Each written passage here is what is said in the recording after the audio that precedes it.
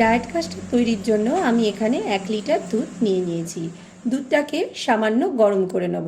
গরম করার পর 1 কাপ দুধ, মোটামুটি 240 ml মতো দুধ আমি তার থেকে আলাদা করে নেব এবং অন্য দুধটাকে ফুটতে দেব। এরপর একটা টেবিল স্পুন নিয়ে মোটামুটি 6 চামচ বা 6 টেবিল স্পুন কাস্টার্ড পাউডার এর মধ্যে দিয়ে দেবো। দিয়ে ভালো করে একটা স্পুন দিয়ে স্টির করে নেবো যাতে কোনো লাম্প এর মধ্যে না থাকে। এটা কিন্তু দেখে নিতে হবে, খুব ভালো করে স্টির করে নিতে হবে যাতে মিক্সচারটা ঠিক মতো হয়।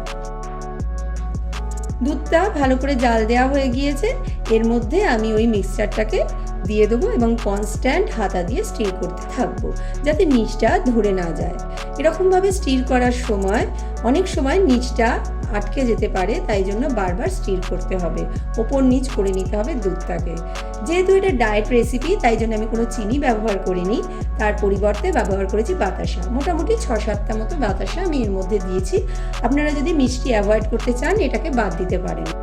এর সাথে অ্যাড করব ড্রাই ফ্রুট। আমি এখানে বাড়িতে যা যা ছিল, ব্ল্যাক রেজিন, গ্রিন রেজিন, আমসত্ত্ব, কাজু আর আমন্ড ইউজ করেছি। আমি প্রথমে ড্রাই ফ্রুটগুলোকে দিয়ে তারপর এই কাস্টার্ডটাকে হাতা দিয়ে আস্তে আস্তে এর মধ্যে ঢেলে দেবো। পুরোটা ভর্তি করে নিয়ে এর মধ্যে বাদবাকি যে ড্রাই ফ্রুটগুলো ছিল গার্নিশিংয়ের জন্য সেগুলোকে দিয়ে দেবো এবং ফ্রিজে 4 ঘন্টার জন্য রেখে দেবো। 4 hours later.